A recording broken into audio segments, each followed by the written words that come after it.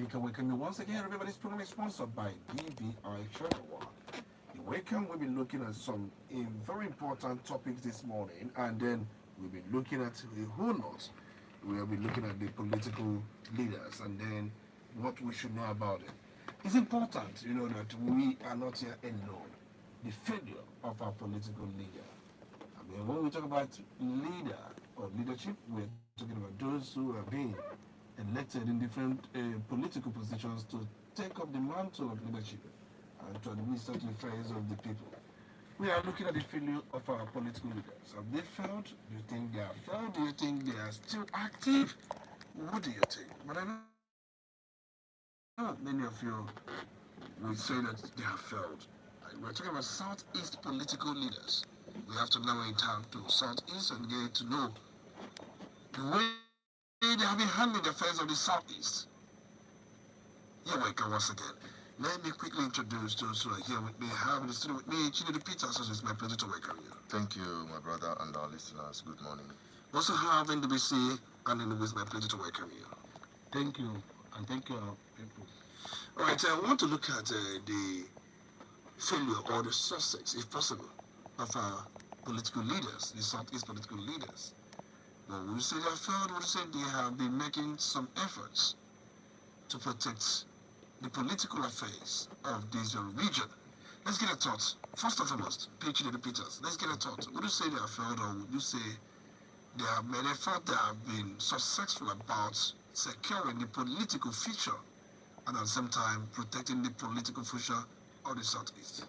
Thank you, Odisa. I bet you have heard me say in time past that Igbos, we don't have a political ideology driving our political leadership in Igbo land, in the Southeast. We don't have a political ideology. There is so much disconnection, and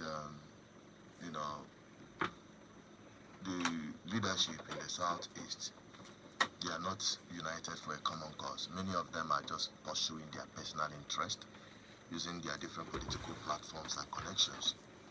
That's why you see we don't have a collegiate voice, even at the national level, at the state level, at the local government level. You see disconnected, voices and opinions. Not that everybody will have the same opinion, but the political direction. What do Igbos want? And how will they achieve it? Who is addressing it? And it's quite unfortunate that this has resulted in our people, especially the young people, losing hope completely. They have passed vote of no confidence on the political leaders in Igbo land. All right, let me also bring in Ndubisa and Enugu. Remember, we joined later on this program by Professor Kinsley Mohalo, the former vice, former vice deputy governor, of Central Bank. Deputy Governor of Okay, Central Bank. that's it. We'll join very soon. But let's quickly get to know from you, some of the Igbo political leaders. What do you say they have failed? What do you say they have done so much to secure the political future, also to secure and protect the political affairs of the Southeast? What do you say? Yeah, listen, my brother, you can see the situation on the street right now. That the people on the street so much, or can I say they have passed vote of no confidence in our political leaders. A situation where you see non-state actors, hear by non-state actors, is people who are not elected to represent the interests of the people. Being,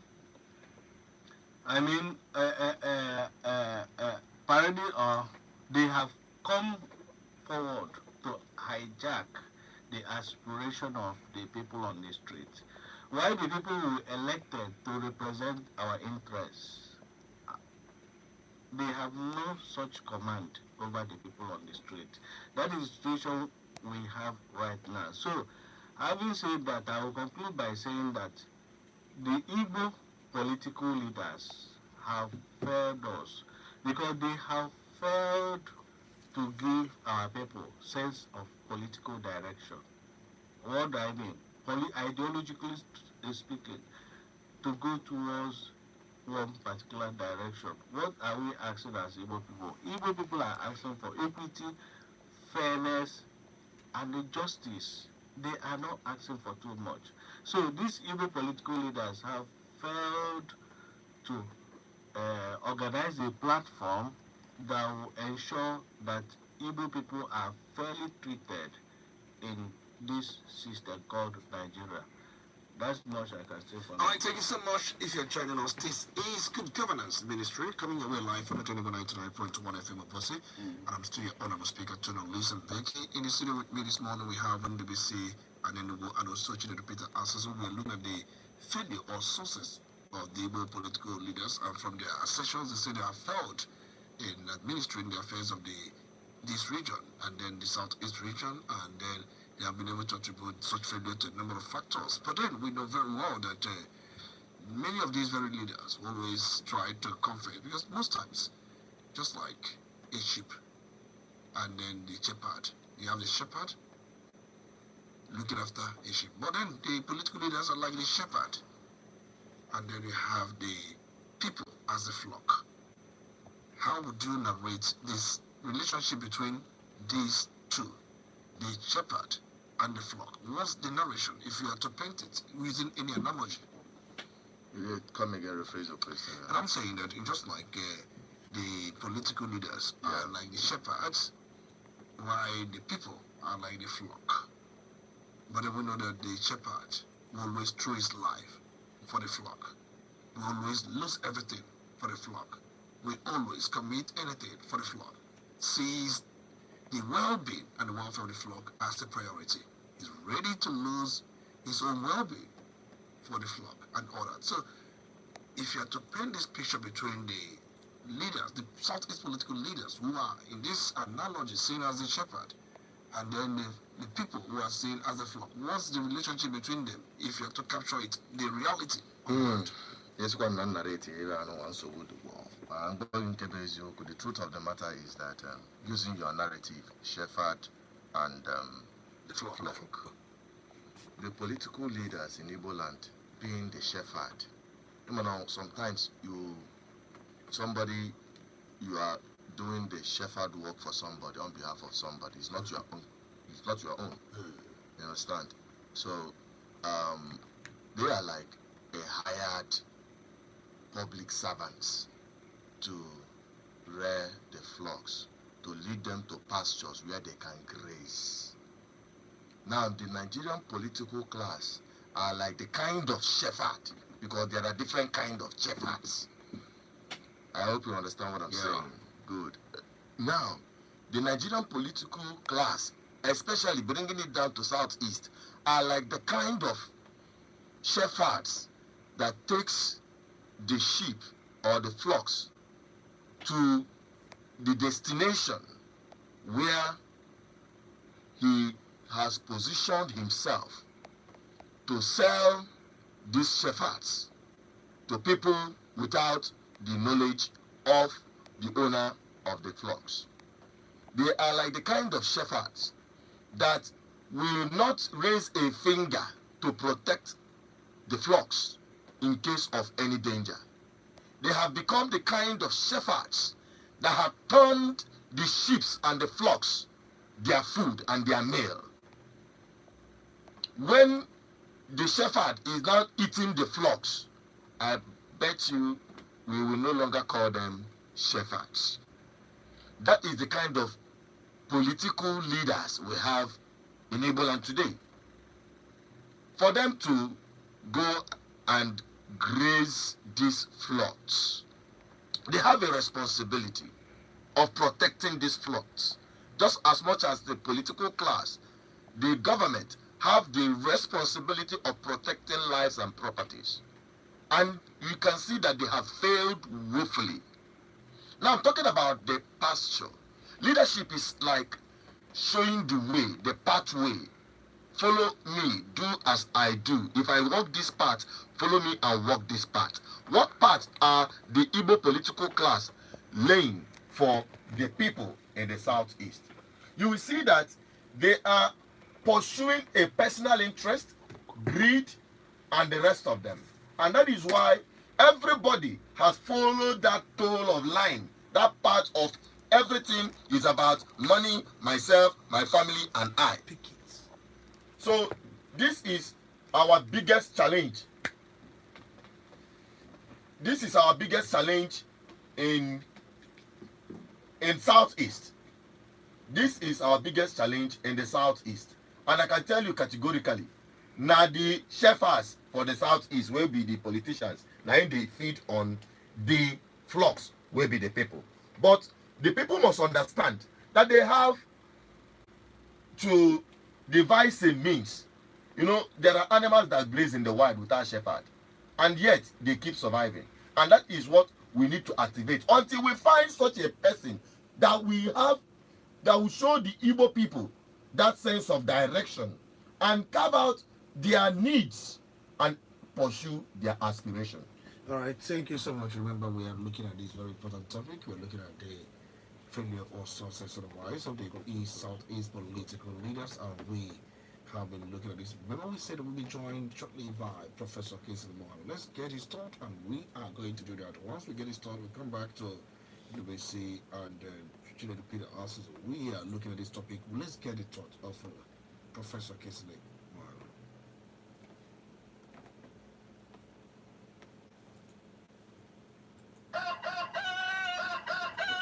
He called me. I wanted to pick his call. The thing. Call him back. That's what I was actually saying. Because he may not call back. Call him back. Call him back.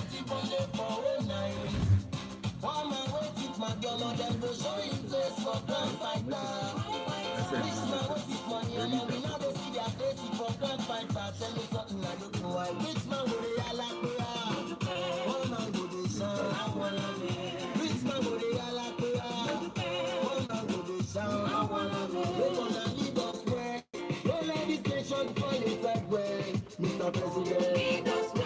If you the governor, lead us well. If you the senator, senator well. If you the police well, well. Not the thing bad, they lead us well. Lead us well. If you the senator, senator well. If you the police well, well. Not the thing bad.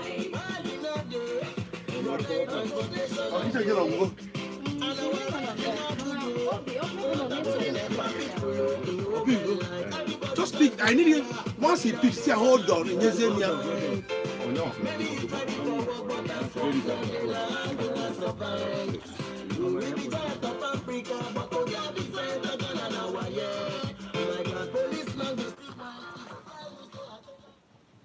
hello, you're welcome. Good morning, Professor. Are you there? Can we hear you? Yes, I am. We are speaking with Professor Kingsley Mohammed, the former Deputy Governor of Central Bank of Nigeria. And then I know you always like to speak English, but we're going to miss it so that our people understand the message very clearly. You're welcome, Professor. We're looking at the failure of Southeast political leaders. In your own estimation, would you say the political leaders have failed the people, or the people have failed the political leaders? How do you narrate the scenario? No, I think it's very clear that the Igbo political elite have not served the Igbo people well. As you know, I myself have entered politics as a political leader, and one of the reasons I did so was because of my frustration that the political leaders in Igbo land were not doing for our people what I think they should be doing. If you look at what happened, for example, there are several examples of this. Let us look at what is happening with the herdsmen, the Fulani herdsmen. When the Yoruba Southwest governors created Amoteku, I expected that the governors of the Southeast would have moved swiftly to do the same thing, moved quickly to protect our people. But this did not happen, and because of that gap, then other people had to try to step in. And of course, this has created all sorts of complications for the Southeast, including, federal military presence and all sorts of violence in recent times. So this is an example of weak political leadership. Let me give you another example. The Southwest governors and the Southwest politicians, they have a unified position in the constitutional review process that is going on now. They are calling for, a regional approach to restructuring, that Nigeria should be restructured along the lines of regions. For example, the 6 geopolitical zones that we have now, or maybe even more. What is the common position of all the Igbo politicians in the National Assembly? What is the common position of the Igbo governors in the Southeast states? If we go back to 2019, when I ran for president of Nigeria, I had the courage to step forward because Asimo Nandi Wadru in Nigeria. I don't qualify to Nigeria. Nigeria. Nandi politicians, only of the division actually to vice president. So all I can make people need people open to the kind of open to kind of from the banyan. And open to the country open to government politicians and political leaders. Ghana one people that open to their register for votes. So that is the point. I want to come in here. Okay, I want to come in. Because my question now is, why do you think the Southeast political leaders have consistently and continuously failed the people? Are they serving anybody as masters, or are they doing this because the adage that Igbo raised and Igbos are Republican in nature, that you can't tell them what to do, they will obey you, so to that extent, let them fend for their own interests? What would you attribute as the cause of this disunity amongst the leaders who are supposed to take the issues that affect the people first, prioritize it, take them as their own issue, and be ready to lay down their lives for the people they are also leading? Well, look, people in Nigeria broke the political spirit. There's no question about that. And then you say that. But remember that before the Civil War, in the 60s, Igbos were far more politically cohesive, and they had a hierarchical order of leadership. And we know what that order was. Zik was at the top of it, Michael Opara was also there with him, and various others, ZCOP and so on, of the Igbo State Union. So the political calamity that the Igbos are suffering is a consequence of the Civil War. After the war, it seems as if our spirit was broken politically. And our political elite that went forward, especially in 1999, with the exception of people like Alexis, most people who entered politics in 1999 were not necessarily the first class of Igbo intellectuals or the first class of Igbo leaders. No. There were a lot of people who were controversial characters and shady characters, and the reason the very high-quality Igbos stayed away was because the transition program to civilian rule was delayed several times. So many of them began to feel that, this was not a serious thing, and they were afraid, So in that vacuum, I think the wrong kind of people mainly enter. There are some good people, let's not doubt it. It's not everybody, it's not every politician that is like this. But I have been disappointed. But the people also have a role. And let me say this. When I ran for presidency in 2019, you notice that our people did not vote for me. They were voting for PDP. They were voting for somebody who was from another part of the country. But if you watch the Southwest, in 1999, they did not vote for Obasanjo. They voted for their own. And they got all the Southwest states to become AD states. They did not say, like we say in Igbo land, it has to be PDP, it has to be APC. No, we cannot worship political parties. We should go for the Igbo interest in Nigeria. Whatever political party a good Igbo candidate is standing on, Igbo to such a person and make a statement. So this is, for example, what happened. So if you're talking about the Igbo presidency and all that, but Igbos are known to always be voting for people who are not Igbos. Isn't it time that the whole of Nigeria, including the Igbos themselves, vote for an Igbo person? So going forward, we have to understand, yes, the political elite has failed, but we, the people, the Igbo people also, we need to change our mindset and stop being used by political parties. The fact that Igbos have cast their lots since 1999 with the PDP, And yet, the PDP today is still not ready to commit to give an Igbo person the presidential ticket. It should tell you everything you need to know. And in the 2023 election, Igbos should be looking beyond the political party. They should be looking at the individual they want to support to become president of Nigeria, not APC, PDP, APGA, all of this. That's not how to go about it. I perceive it very strategic going forward. All right, going forward, just like we've said, because definitely we want to look at the role of the people, because the leader seems to be doing their own thing for their own personal interest. Many of them, they came from abroad to become what they are here, and once they're done, they return to where they came from, and many of them have properties and assets abroad. They look at what comes into their pocket and the investments they use, the offices they've been elected to make, and at the same time the wealth they acquire, and also try to rub shoulders with the people, and at the same time sell off the people behind authorities who may not really cater for the people down here. Going further, because we know very well that Igbos, the people seems to have shown unity, but they have not shown this unity in politics when it matters most. Because we know that the trial of the IPOB leader is going on today. And look at how the solidarity has come from far and wide. Markets shut down here in the east. No movement everywhere in the east. That is solidarity. Can the people replicate this when election is on? Exactly. Let me tell you, I've just come to a very important point. What the Igbos should realize is this. Anna's daughter and the double thing. If you are not able to assert yourself politically in the Nigeria in which you are today, as it is today, you're not going to make a lot of progress. You must first secure your place in this country as it is today. The only way you can do that is by registering massively to come out to vote.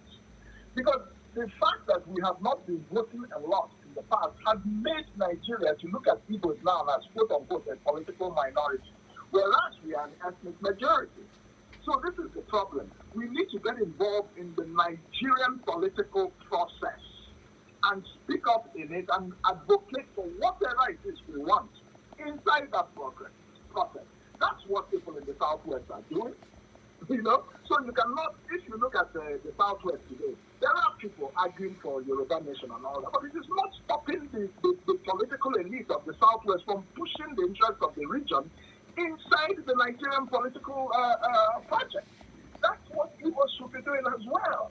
Oh, it's user. Okay, you don't just go and put all your eggs in one basket, and then you're hurting yourself inside the political process that is deciding your reality today. So we have all sorts of complaints about the Nigerian political process, the elections, this and that. Yes, it is not perfect. The people who are corrupt and who have been rigging and who are oppressors, they want to continue to maintain their hold. So if you turn your back on the political process, you are only empowering those wicked people. That's what you're doing. Now yourself, you do, as they say. So it's not, you can't walk away. The only response is to mobilize ourselves in even larger numbers. Register. Vote for what we believe in. But we need political education for our people. I'll bring in Peter also why he asked the question, because people will always tell you they want freedom. They don't want to belong in this country. They have lost every hope in this country. They don't want to vote. They want their own freedom. But then before then, you react to that. Let's see they come in with his own question. All right, Prof. Thank you very much, and you have, punctured and touched light on some of the things we've been saying. Talking about the aspiration of the political elites of the Southwest, they have that kind of political direction demanding for regional government, and also coming down east, we've seen that we don't have the kind of coordinated voice demanding for a particular thing. What do you think should the Southeast be demanding, and the kind of political direction they ought to be looking out for? And also, you made mention of regional government. What kind of constitution will guarantee the plight of Igbo people, because they've not been treated fairly with respect to the current constitution? So how can Igbo people be treated fairly in Nigeria? Is it under this current constitution or constitutional review, or a complete restructuring of Nigeria back to regional government, where each region will have their own constitution and manage their affairs? Very good. That's a very good question. I think that Nigeria needs a new constitution. And I think Nigeria needs a rebirth. We need to discuss how we want to be in this country so that everybody will be treated equally, including Igbos. There is no doubt that Igbos are being oppressed and marginalized today. But the question is, what should our response be? In my own view, that response should be very strategic. And that is that Igbos should work with other parts of Nigeria that are looking for something similar to them. And that something similar should be a fundamental restructuring of Nigeria on a regional basis, on using the 6 geopolitical zones today. Economically, that is what is best for Nigeria, because every zone in Nigeria today is an economic zone. You can have manufacturing, you can have trading within those zones. There's no zone, if you operate at the zone, that will not be economically viable. But if you do it based on states, it is weaker, because there are many states in Nigeria today that are not viable. They were not created for the right reasons. So that's my own approach. And I think the Southeast should work very closely with the Southwest, the South-South, the Middle Belt, the North Central. They can work with also elements in the core North who are also interested in restructuring. And believe me, you will not believe it, but there are several people in the North who now see the value of restructuring this country. So I think that's the first fight that should be fought. And in the meantime, there is a low-hanging fruit. Everybody knows that in 2023, the next president of Nigeria ought to come from the Southeast, based on the informal regional rotations. The people should work with other regions for their support, because the Igbos alone will not be able to make themselves or elect someone from the region who is competent as president. But in doing that, they should work with other parts of the country, and they should avoid the kind of political leaders that have disappointed us in the past. Even if they have stolen all the money and can share all the money and badge of right, what's happening now is constitutional review. That's why the Southwest, they're very smart. They're working now with the constitutional review process, even though they know that it's not what's going to happen, it's not going to work. And the ideal is a new constitution, but that will come after 2023, depending on you. I want to ask you. The knowledge, the capacity, the vision, the courage to be able to lead in the direction of a new constitution and, restructuring based on that new constitution. That's what we should be doing in a strategic way.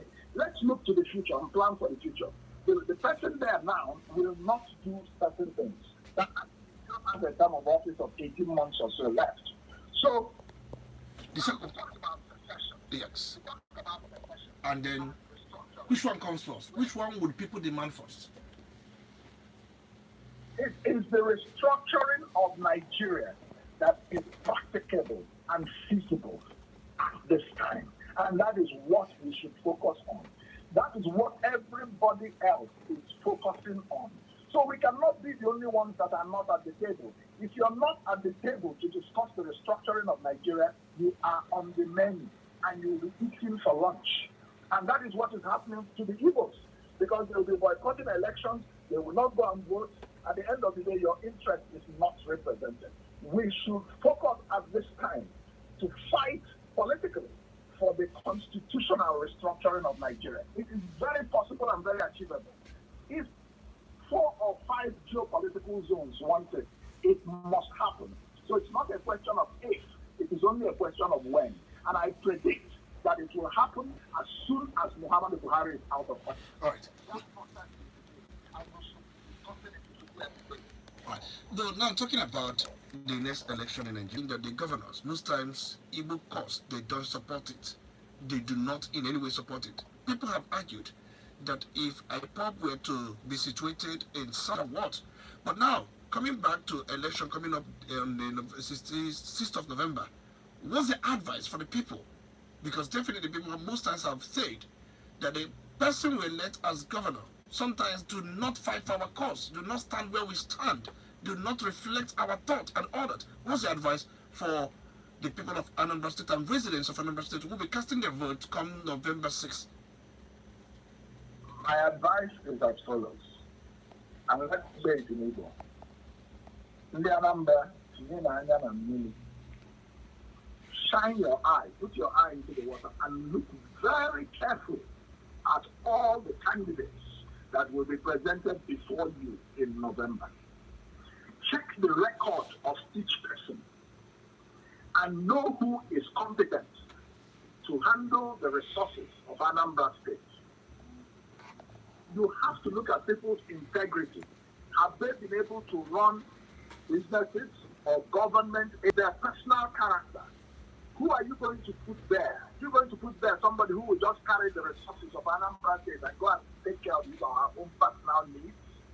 Or are you going to put somebody who will grow the resources of Anambra State? These are the questions that people should be asking themselves. And so, I'm not going to tell people who to vote for, but I'm going to say that you should look at certain criteria before you decide who to vote for. That would be my own personal advice. And I believe we have several candidates who will, be good for Anambra State, and people should make their choice. All right, because we recorded a number of voters apathy, low turnout, because the last election we had in the state, I think the number of people that turn up, if you equate it in percent, is about 24%. That's far behind what is expected, and it's expected that voters should turn up at least above 50%. That we have not seen in the state. So we've seen situations where people don't come out to vote in the first instance, saying that I have voted former presidential candidate and then former deputy governor, Central Bank of Nigeria. One more question from the listening. Yes, Paul, thank you for coming forward to talk to our dear people. Now, the question is this. People have lost trust and confidence with any politics or political leaders. They need assurance from people like you. Thank you so much, Professor Kingsley Mohalo, for your time. We appreciate it. Remember, this is Good Governance Ministry. Thank you so much, Professor Kingsley Mohalo, for your time. Thank you. Thank you for having me. All right, thank you so much. We come back here in the studio for those of you who really listen to that very, very advocacy by Professor Kingsley Mohalo. Remember, this is Sustainable 99.1 FM about the Honorable Speaker to the Lisa Becky, and the program is Good Governance Ministry, and we are back. And then before we open the phone lines, we also want guests in the studio, Chinedu Peter, and also the listening for them to make a final statement. Remember, we'll be looking at this very topic, the failure of leaders, our Southeast leaders, their failure. What we heard from Kingsley Mohalo, and then we also have listened to Chinedu Peter, and they have been singing the same chorus. It seems that something is wrong somewhere. But then, this question we have asked many times: would you blame the people or the leaders themselves who have been failing the people? Who do you blame before we open the phone lines? Chinedu? Okay, quickly, those of you who are following what we are, especially on YouTube, you've never seen any of these politicians, their children rigging election for them. You will not see their children carrying ballot box. You will not see their ward or their direct contacts in all these places doing the direct rigging for these people. But these are the people that will benefit when this person goes into your stupidity and your gullibility. Because they paid you 5,000 to rig election, to rig them in. And when you go to the market, they will extort money. You see all these boys on the street collecting money from you. They are not doing it boldly because nobody is after them. No, it is because they are representing some of this political class. They have used those levies and tax to settle them as their slot for supporting and financing the rigging, the money that was given to you or somebody provided. Yeah? So by the time we go from 1 to 4 years lapse, you see that you are the victims. All right, I want to ask you, who do we blame? Seriously, Olise, ndị be anyị nọ n'ọkụ mmụọ, ndị be anyị nọ na serious trouble, serious issues. Ịtaba ụta, otego anyị tabara ụta. I think at this stage you should be talking of solution. What should we do? And it's simply get involved. Have your voter's card. Although asking a vote doesn't count. It's not important. You just have it. And on election day, make sure you come out and cast your vote for the right person. Although ịta voter, anyị kwụ before na ndị mmadụ ka anyị atazi ụta. Phone ya gwa na phone or say no, na agụ ndị mmadụ. People are poor, people are hungry. Can't you hold yourself, hold your side, and pursue a common cause? Because I now pursue, yes, at times I put Biafra, no matter, no, don't talk about it. Talk about vote. Well, if you want to talk about We can then wrap up because we are looking at time. Time is not friendly on our own side. We have just 10 minutes to do this. We have about 10 minutes to do about to do this. You can call 703 81 55515. You can also call 0906 14 14 478. I'm your honorable speaker, Tony Lisa Becky. Let's go straight to the front lines. Hello, good morning. You're welcome. It's good to have you. You're welcome. Please, can you bring down the volume on your music? You're welcome. Yeah, I love your program. Thank you so much. I know you to high end. Thank you so much. Yeah, I like your daily welfare. Thank you so much. But so many things like Mwagabaniru. hopefully their performance is nothing to write home about. They don't even have any love or regard on the people they claim that they receive support. Let me just give you a sense about Advert. Advert is from Imo State. I mean, Abia State. See, what they do is, you want to get from Abuja. Before they come now, whatever they do, they know how. They know they will proceed to Abuja. I just want to ask you, what happened in Imo State? One of the people, I think it's for force. They think it's difficult. Are you thinking that people are happy that whenever you talk on now, you can even go, no one of us, we are the legends, but how do you think that we'll go to it? It's not in the position. Now, I think we're talking about this and kind of voice. Now, we're not even talking about the president 2023. I wish you had been president 2023. Why can't you come back then? What's our problem? Man can come. If you come, let us analyze our issues. What's our problem? No, you'll be supporting them, thinking they're supposed to the radio station. And they will say, no, what will happen on 2023? So when we are not even some of our problems yet. If they want politics, All right, thank you so much. Thank you so much. Thank you so much. Because of time, make it brief. Make it brief. I will allow two more other persons to talk. Then come back to Chinedu and we say they are here. Please make it as brief as possible. We don't have all the time. Good morning. You're welcome.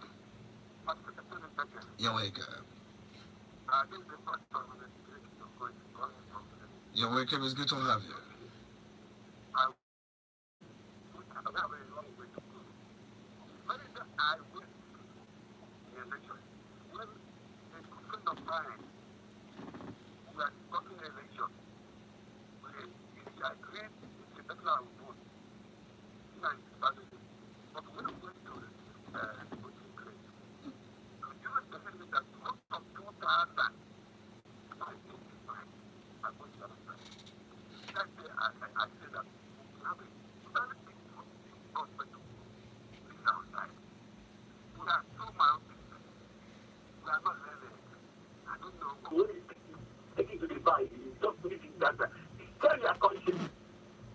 Unless our people started send them right, because we are the who put those people there. If you don't put them there, they will not be in there. Unless we change our concept and change our side is too long. Up to 2000. My dear brother, I'm not ready to talk here. Thank you. Hi, thank you so much. Because of 2000, somebody sold everything out. Just, for a porridge of it. Good morning. You're welcome. It's good to have you. Good morning. You're welcome. It's good to have you. This is Chukwu. Chukwu, a quick one, please. You see, I think the man that Dr. Moyano contradicted himself seriously, sort of. You see, he asked me a question. He admitted that the evil political class has failed us. At the same time, he's advocating for the whole Igbos to rally around the political class again. What does that imply? It is very, very obvious. It's very, very obvious that he's advocating a continuity in Nigeria. They are the ones that are rather saying, okay, let us have the restructure. But to watch out, anybody that is not in politics has not fit in Nigerian politics. And even in the Eastern is here. All right. Like, okay.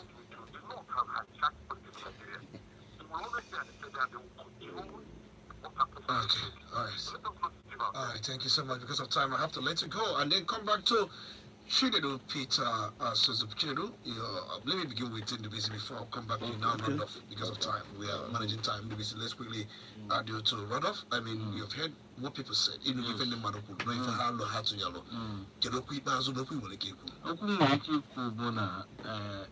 to clarify this confusion between the restructuring and the secession, I mean Biafra, being a nation different from Nigeria. Now people are just confused. If you are asking for Biafra, what we are saying is which one comes first. Today, Kita, I have a car go 8 years. I want a new brand car now. Anything Kita, but I don't have the money. With respect to you now, that car go 8 years. So, if you compare with Iran as Biafra and restructuring, we want Biafra, but how do you get it now? Before I say, if it means all of us die, if you want to die and I go to express and lie down, you will die. You can commit suicide to die. But we are talking of strategy. It's strategy we are talking of now. Because every war is won on a conference, based on strategy. You said what the country needs now is restructuring. What Igbos need now is restructuring. They have their government, regional government. Yes. That government you are seeking for, you have it regionally, where you control your internal affairs. Yes. That's what you say. That is what I say. That's what Kinsey Mohalu said. Professor said that it's practicable, and that is what is also needed before the other one, right? Yes. All right, let's have your final thought. All right. It's obvious that people listen, but they don't listen very good. I'm not speaking on behalf of Umar, but I'm trying to reflect on what he said. He said that it is because of the failures of the current political class that made him, because of the frustration. So he's part of the frustrated people of Nigeria that made him to step forward. Now it is now the people, his fellow frustrated, victimized Nigerians are now suspecting him to become part of that. He's part of, and he's never rallied among. He has never rallied the political. He has been fighting on this same side. People should decide about is we are mobilizing people under good governance ministry so that we'll take our homeland and start rebuilding it. Call 0810 420 7522 or 080 6098 2212. I repeat, 0810 420 7522 or 080 6098 2212. That is the number to call or search BVI Channel 1 on any platform, and we are mobilizing 1 million people who joined us from Abuja. Thank you so much, everyone. My name is Olisa Becky. Let's do it again. Next week, you have a wonderful, wonderful.